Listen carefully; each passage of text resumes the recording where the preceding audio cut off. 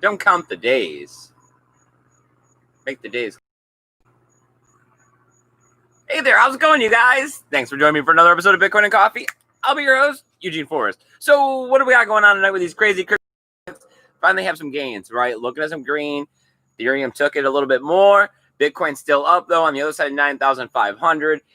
People talking about altcoins, DeFi, talking about ETH 2.0, pointing at banks being able to accept Bitcoin and cryptocurrencies or pretty much hold them for you. Crazy times. Want to know what you guys are thinking. Is this the future of cryptocurrency? Are we going to have a place to onboard the regular public through these banking systems? Are we going to be seeing Ethereum by the end of the year? Is this just a quick pump up and we're going to be sliding down? I mean, we've heard talks of 25 to 55%, gains in the upwards and downwards direction. We see fake outs all the time. Personally, I like to be an optimist. I like to fight for the revolution. But you know what? I always have my lovely co-host Sammy here on the sideline. Good evening, everyone. I threw you in there. You did. Through. Mm-hmm. Right. Catch you off guard. I seen you staring off at the chickens. Don't judge. I mean, yes, they were doing things. It was interesting.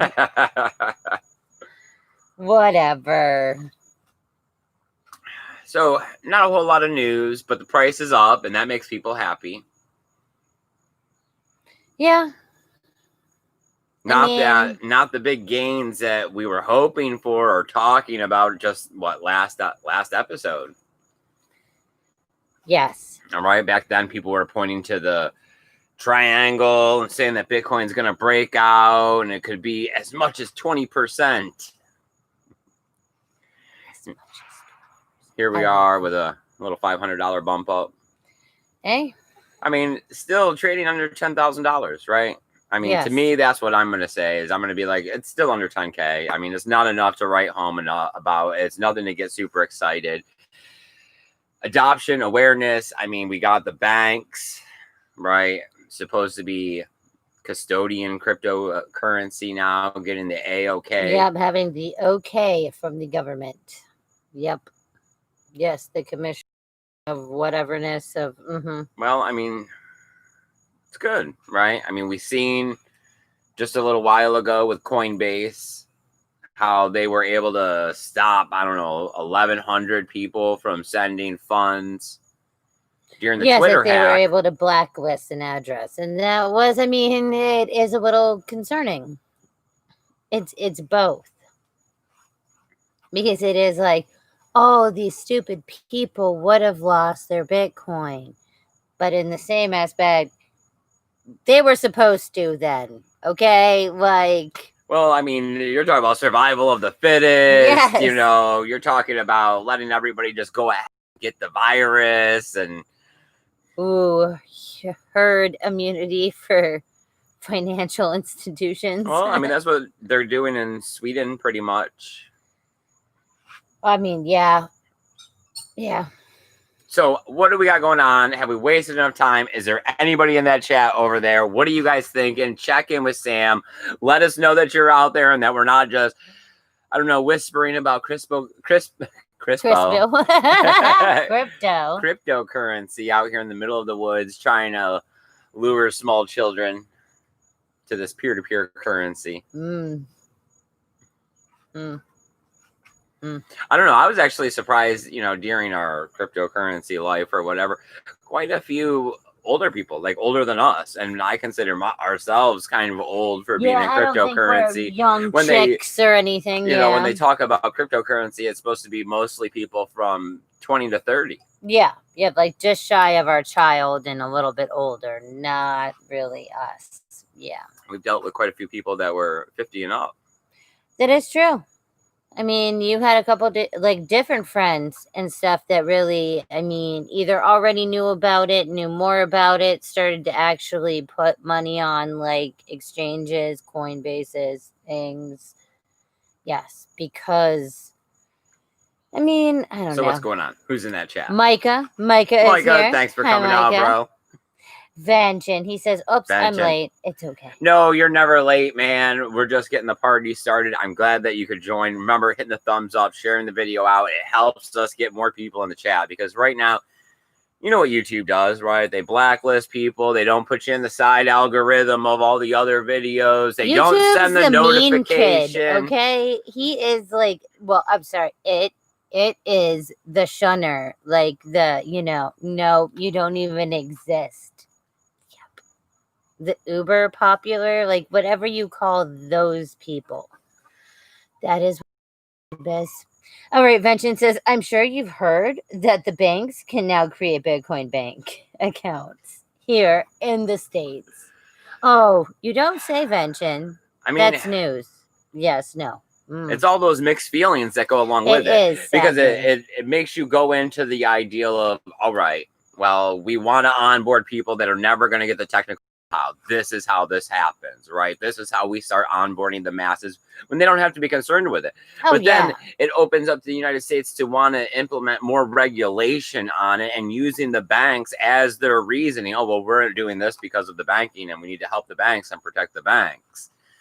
So, I mean, yes, I do see that, like, how everybody, like, I mean, I feel like there should be a massive normal society push of adoption somewhere here.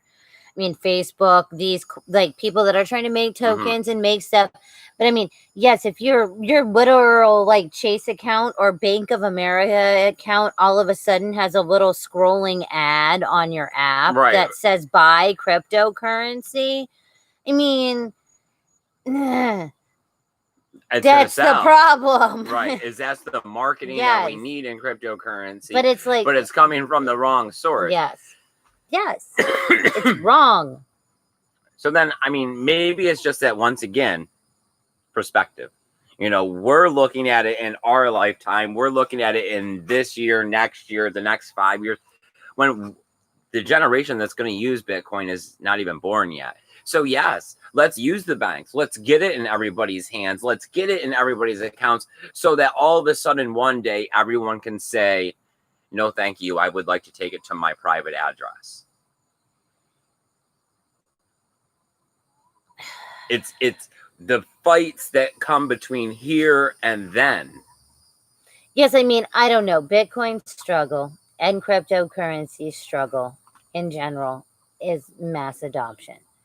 I mean, in the 3 years that we have been here, it really has grown where no one knew anything. No one talked about it. I mean, then it started popping up on actual things and actual stock market review people and all of that crap. It's just, I don't know how long it's going to take. And yes, it is. It's like, it's another damned if you do or damned if you don't, because yes, I mean, this is closer to the touching phones moment if it's bank funded, because really everybody has a bank account. Everybody uses their phone and their card to do touchy, and there it goes. It just took it away. I see this being the answer to a problem that we run into, is that everybody has a different app that they like to pay with. I mean, when you start accepting funds from, you know, Cash App and Venmo and Square for sliding cards, and then you get an Apple Pay and you get a Zelle and a PayPal. I mean, and then they all want a percentage for taking the payment. They all want a small percentage for putting it into your bank account. So you try not to, and you let these funds collect in all these different accounts. Well, if it's all Bitcoin, if it's all cryptocurrency, and their fees are minimal, you can just transact whatever, whenever, to whatever, right? Oh, I want it all in this app or this wallet, right? Because different wallets are going to have different luxuries. Some are going to pay you higher yields. Some are going to offer you more security. You know, that's where the banks are going to strive to be different, to want to incentivize you to store your crypto with them. Yeah, because I mean, it is. Yes, it's giving them custodianship, and who knows what they're going to be doing in the background with it. And just like Coinbase, how I think it is both good and bad that a whole bunch of people didn't get scammed out of their Bitcoin. It is both. it's the same with banks. Like, it's both. I got it. You want the security. You need the little blanket. You need someone to say, no, no, no, we got you. We own so much more. It's fine. We got you covered. But then that defeats the entire purpose of Bitcoin for sure, and like 80 to 90% of all cryptocurrencies. So, I mean, for real, I don't even know. It is, I just don't see any other way of convincing people. Everybody is so secure in their life. They need that. I have you. I can just call a phone number. I can just get my stuff refunded. I can just have it happen. Everybody is it. I'm a consumer. It means I'm right. Well, I mean, that's why it's a matter of time and steps, right? You know, you don't start off at 18 years old owning and running a company, right? Yeah. You start off at the very bottom of the company, learning every single job all the way up until you can be the owner. So you can't start off into the cryptocurrency space being like, I have Glacier Protocol on this laptop and I have all of my Bitcoins here and I'm going to be able to do this, this, and this. Because you're probably going to make a step somewhere along the way. You're probably going to mess it up. It probably was hooked to an internet or like, yes, at some point, and whoops, you forgot something. But between you today and you being able to completely understand what you're doing and how you're doing it and why you're possessing your private keys. I mean, that's true too, because even the 3+ years I think we've grown quite a lot. Like, I look back on the stuff that we did and it was like, oh my God, just don't. Yeah. Stupid, immature, irrational, impulsive mistakes.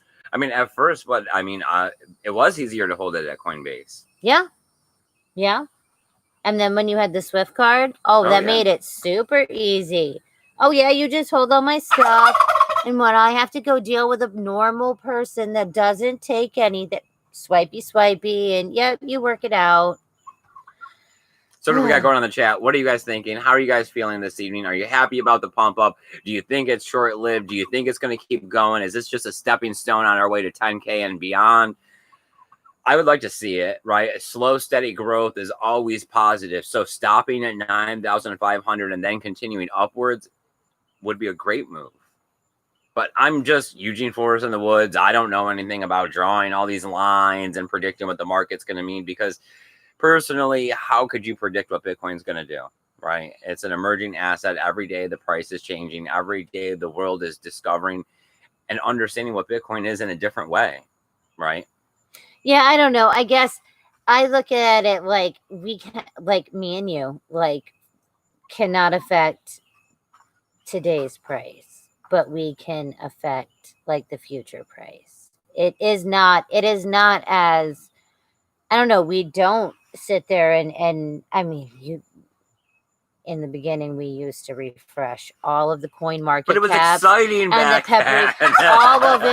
all of it to see, oh my God, what is it at and how much. But I mean, we don't anymore.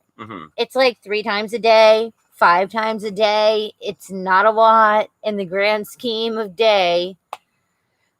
Josh is here. Josh, buddy, I'm glad that you can make it. It's been a while, my friend. I appreciate you coming by. Everyone, right. I love that you guys are out here. It's like I say all the time, this is the greatest part of our life, is getting out here. As you can see, we got the bus out again.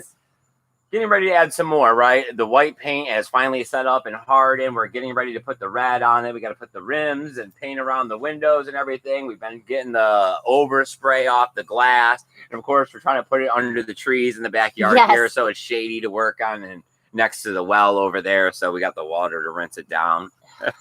Dude, if there is no shade in Florida, I mean, that is how, like, yes. So, I mean, I don't want to say that things happen for a reason. Right. So, yes, Corona sucks. Not being able to go to Wakan this year, that really blows. Like, it bothers me a lot. It does. I don't literally, hope for a lot we were of things. leaving there saying we have next year. It'll be okay. There was no next year. But the fact that the bus is here, the bus is up and running now with all of the work we've had done to it, and we're getting it, I'm getting ready to start doing more work on the inside, new flooring I'm looking at possibly in the next couple of days. But we're going to be all set up to go to a con. We're going to be all set up when 2021 rolls around and, you know, people get back out to going to normal, fingers crossed. We're going to be all ready to be able to pass out Bitcoin flyers, right? Yeah. So, I mean, if we did 5 events and we passed out thousands of Bitcoin flyers and this was all just me flying by the seat of my pants with a whole year of preparation in like this, which you can't miss, I think that it'll make the situation that much better. Yes, I do too. I do think, I mean, the very first one we did, super scared, both of us sitting there like, oh God, just like do it. Just walk up, hi, like have flyers. Don't look at me like I'm crazy. And by the last one, it was way easier. I think the entire year to be able to prepare. And I mean, that was half the crappiestness, was that we had some teeny tiny little tent and whatnot. And we just kept thinking, man, we should have something big, like it should something have bus. We did have a small tent at Wakan too. That was probably one of the worst parts of the whole thing. It was actually smaller than the air mattress that we had. It was like super like bounce house domey looking because of it. But the point is that with things happening for a reason, right? This is a great time for us to be able to prepare for next year. You know, the price slowly moving up is great if it's going to hold, right? And as we see these banks going ahead and realizing and recognizing cryptocurrency and being able to hold it for people that are just dipping their feet in the water, right? Soon they'll just see it as an option on their app, right? Buy Bitcoin, just like you do in Cash App. Yep. And people press it.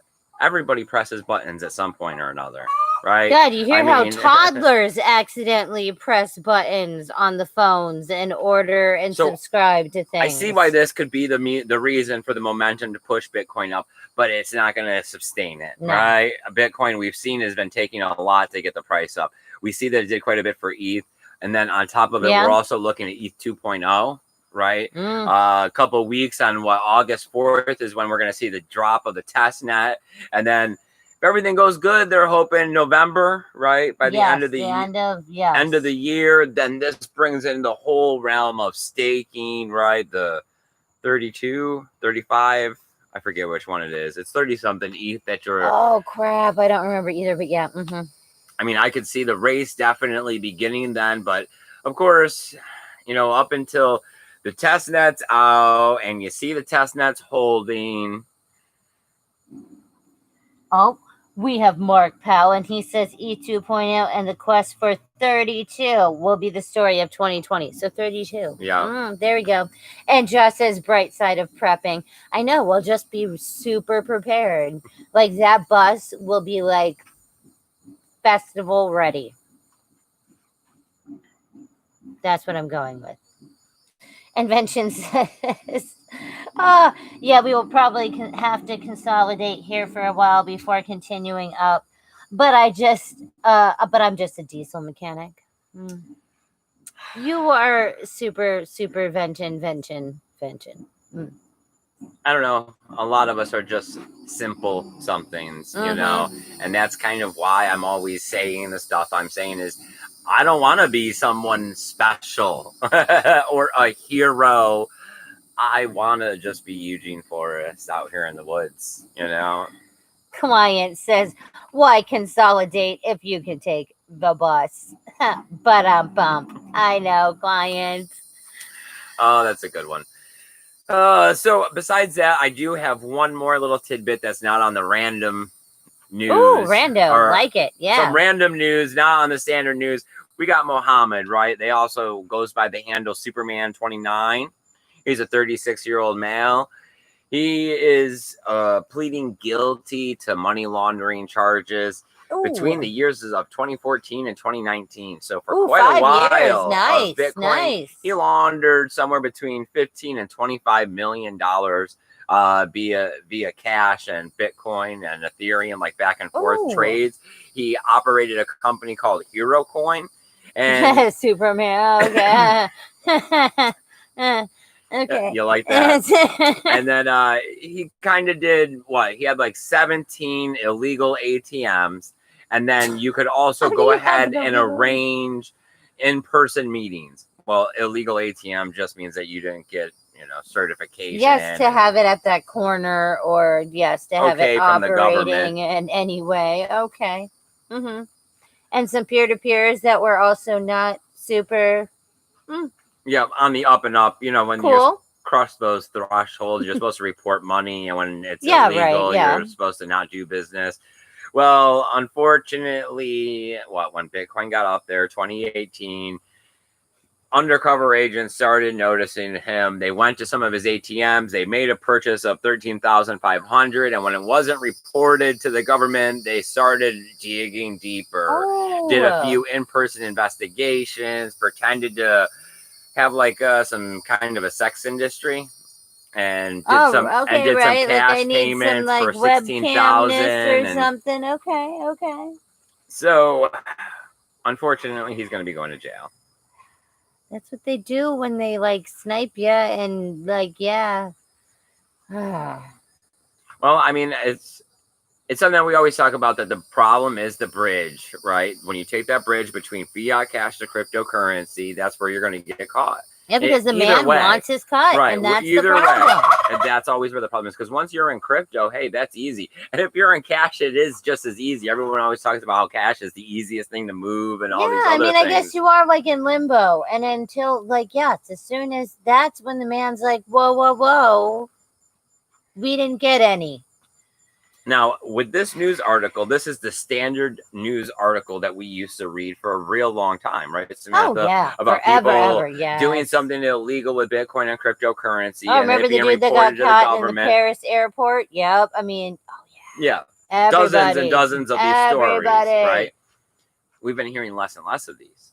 And then as we see things like the banks now supporting crypto, I mean, you have to start changing the narrative. You can't sit there and constantly be saying dark web, hacker, blah, blah, blah, illegal scams, and then also be saying that the banks are in the same boat with this cryptocurrency. So I do see another battle beginning. And I think that this is where the price is starting to go up, because the longer you think about this, as soon as you see one of the major banks have this option, it sets the race. Right. And we talked about for a while with the ETFs and BACT and all of this setting the race. But supposedly somehow the hedge funds were able to go OTC and do this stuff in the background. I'm telling you, this is all going to be some horrible crap. And you know how like it was like Bank of America and Wells Fargo, or it was somebody that were like literally about to go bankrupt in the quarantine time. Yeah, they're going to be the first ones that have the cryptocurrency-ness. Like, for real. I am afraid that, yes, it is just going to be this is now their next thread. I mean, the United States is deteriorating. Why not try to use your cryptocurrency that we know that you have hoarded and kidnapped and got from people to not be incarcerated for decades? No, I mean, with us being on the other side of the halvening and the price not really showing much of a reflection from the reduction in supply, and now you want to start adding more major players to the game that are supposed to be trying to collect, and of course they'd be collecting OTC as well. Yes, of course, you want to be up because Bank of America or whatever, when you swipe the button to buy Bitcoin, they have to have it. Oh yes they do. Yes, that is the downfall, and that is like, yes, that's the hardline asset of Bitcoin, is that there is only 21 million, and unless you're like somehow doing it on paper or not physically having it as you're saying you do, this is where the demand comes from. So, I mean, we do see, money number go up here eventually. It is inevitable. It's just that, I guess, as mentioned and pointed out last episode, as I get older, I am starting to see this. This is great. But I also see a whole nother battlefield here, right? If we thought the battles we were fighting now in Bitcoin and cryptocurrency were difficult, that we all can't we've get just opened up a whole nother front to have to fight on. Fighting amongst each other. And now, we're not even sure what the benefits are going to be yet. So, I mean, it's going to be a great ride. That's for sure. Viva la revolution, definitely. but it is the cusp. You know, we were talking about why is this going to happen? How is adoption going to happen? Well, I mean, Chase having a slide button to buy some Bitcoin, that's heading down that alley for sure. Oh, for sure. For sure. I mean, it's bringing it down a couple notches into the realm of where real people that really are just curious and relatively smart would start swiping and buying and Well, I whatevering. mean, the next problem would be is we've seen when the price jumps 10%. Yes. Nobody can handle it. Nope, Everyone's everybody servers loses shit. overloaded. Yeah, just So what happens when you do this on a larger scale? that's true. You're talking about no one's going to be able to send a transaction because the blocks are going to be clogged and retards are going to be paying enormous fees. Will they just use Lightning? Maybe. I mean, but then we're talking about people upgrading. We're talking about people not only learning Bitcoin, but them going to the second tier solutions. Because of course, there's still people out there that debate about whether or not second tier solutions are valid or real or Bitcoin or all the debates we've heard across the last 2 years. no, Zaza is here. Just learned Bitcoin. Daniel, hi, hola. Daniel, Zaza, thanks for coming out, you guys. Hit the thumbs up, share the video out. I don't really have a whole lot more to talk about. I mean, those are the 3 topics, I got written down here. Please comment though in the chat. Let me know what you guys are thinking. Let me know what you guys are feeling about the cryptocurrency space. I know everyone's thinking the bank stuff's big news. I mean, it's kind of undeniable. It's hard to not say it's not big news. I mean, yes. And it's just that I'm not going to say it's really good or bad because I see both. I do see both, but it is undetermined news. Let's just hope we get more benefits. Because if there's more adoption faster than they can implement regulation on this, or the fact that regulation really doesn't stick well to Bitcoin unless you have third-party entrapment of the Bitcoin.